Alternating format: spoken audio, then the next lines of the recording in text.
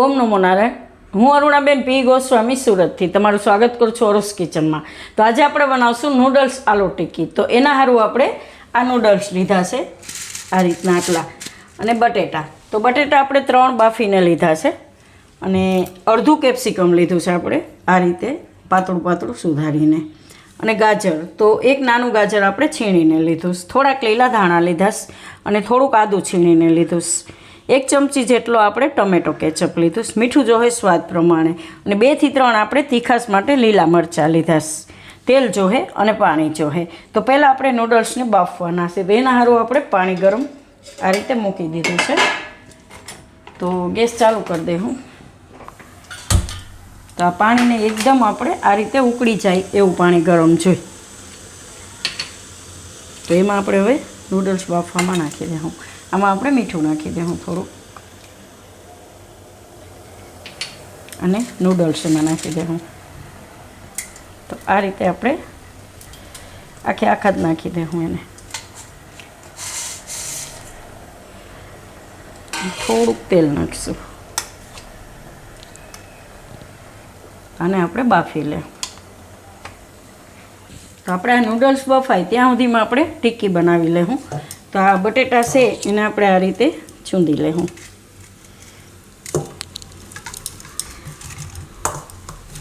તો બધાય બટેટા આ રીતે આપણે કરી લેવું.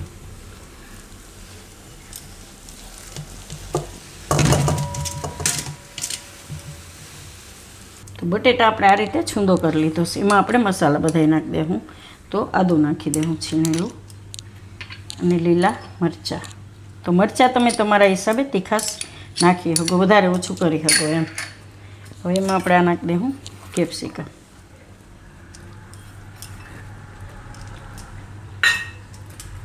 અને ગાજર. તો ગાજરને આપણે થોડુંક એનું પાણી કાઢી નાખશું, નહીં તો આ ઢીલું થઈ જાય આપણે. એટલે આ રીતે પાણી દબાવીને કાઢીને પછી ગાજર નાખશું.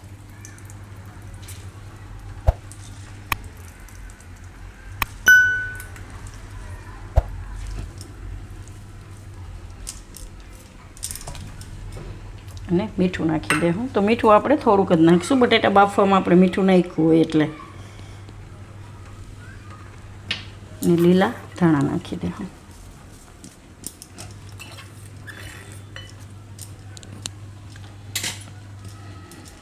અને આપણે આ ટમેટો કેચઅપ નાખી દેવું. તો થોડોક સરસ ચટપટો ટેસ્ટ આવે એનો.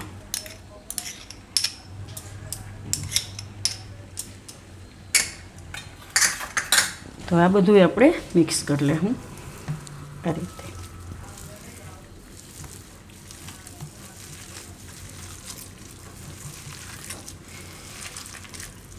આ રીતે એકદમ મિક્સ કરી લેવું.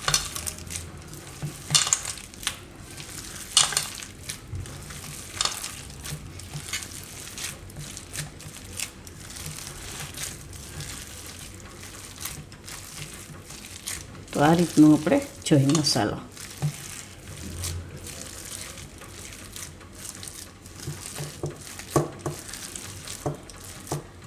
તો નૂડલ્સને આપણે એકવાર ચેક કરી લેવું.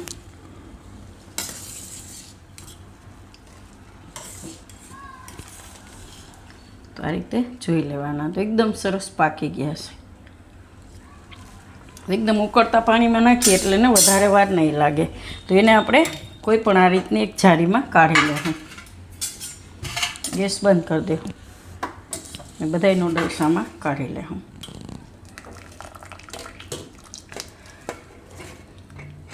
બધાય નૂડલ કાઢીને એમાં ઉપરથી આપણે ઠંડુ પાણી નાખી દેવું થોડુંક, એટલે એની પાકવાની પ્રોસેસ બંધ થઈ જાય એમ. ઠંડુ પાણી નાખવાનો મતલબ એ હોય, નકર આ ગરમા ગરમ રહે ને તો એ પાકતા રહીએ ને એકદમ આપણે પીંડા જેવા થઈ જાય. તો જો એમાં ઠંડુ પાણી થોડુંક નાખી દઈએ ને તો પછી એની પાકવાની પ્રોસેસ બંધ થઈ જાય એમ. તો આ રીતે થોડુંક ઠંડુ પાણી નાખી દેવાનું. તો આપણે નૂડલ્સ ઠંડા થાય ત્યાં સુધીમાં આપણે એને તરવા માટે તેલ ગરમ પહેલાં મૂકી દેવું. એટલે તેલ ગરમ થાય ત્યાં સુધીમાં આપણે આમાંથી ટિક્કી વાળી લેવું. તો આપણે એની ઉપર નૂડલ્સ લગાવવાના હે. તો ટિક્કી થોડીક નાની બનાવશું આ રીતની. એક મોટું લીંબુ હોય એના જેટલું લઈને આ રીતે આપણે ટિક્કી બનાવશું. તો બધી ટીકી આ રીતે પહેલાં બનાવી લેવું. તો આપણે બધી ટીકી આ રીતે વારી લીધી છે અને નૂડલ્સ એ આપણા ઠંડા થઈ ગયા છે. તો આ રીતે થોડાક ઠંડા થઈ જવા જોઈએ. તો હવે આપણે તેલ ગરમ મૂક્યું હતું તો તેલ ગરમ થઈ ગયું છે. તો આ ટીકીને આપણે આ રીતે પહેલાં નૂડલ્સ લઈ ને ટીકી ઉપર આ રીતે લગાવશું. આ રીતે વીંટી દેવાના બધી બાજુ, પછી દબાવી દેવાનું.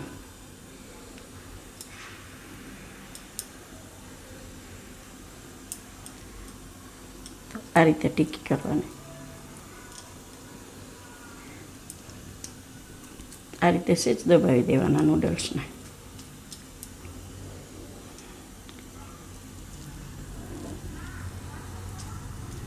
તો એને આપણે તેલમાં તળી લેવું. તેલ ઉપર જોઈ લઈએ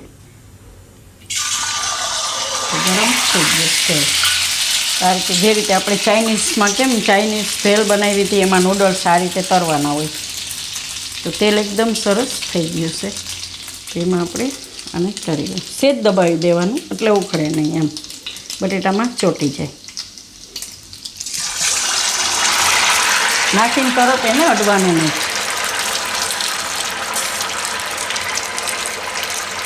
તેલ ગરમ થઈ જાય એટલે ગેસને ધીમો કરી દેવાનો.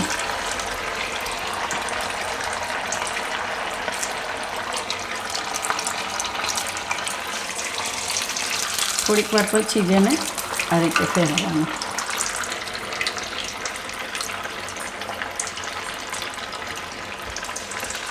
તમે બનાવી નહીં રાખી શકો ને પછી એક આયરે બધી તરી શકો.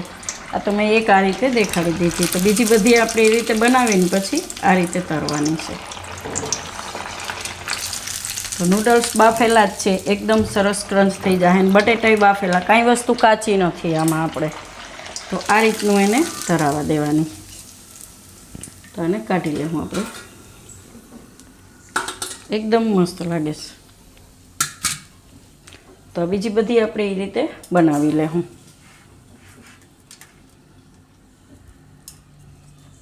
તો આપણે આટલી તરી લીધી છે અને બીજી આપણે થાય છે. તો આને સર્વ કરી લેવું. તો એકદમ ખાવામાં સરસ ટેસ્ટી લાગે છે. ઉપરથી આ નૂડલ્સ એકદમ ક્રન્ચી ને અંદરથી એકદમ બટેટાની ટીકી સોફ્ટ એમ. અને આને તમે કેચઅપ આયરે ખાઈ શકો, લીલી ચટણી આયરે, ખજૂર આમલીની ચટણી, કોઈ પણ આયરે તમે ખાઈ શકો એમ. તો તૈયાર છે આપણી નૂડલ્સ આલુ ટિક્કી. તો જો તમને મારી આ રેસીપી પસંદ આવી હોય તેને લાઇક કરજો, શેર કરજો અને મારી ચેનલને સબસ્ક્રાઈબ કરજો. અને બેલ આઇકન દબાવવાનું ના ભૂલતા. કમેન્ટ કરીને કહેજો કે તમને કેવી લાગી આ નૂડલ્સ આલુ ટિક્કી.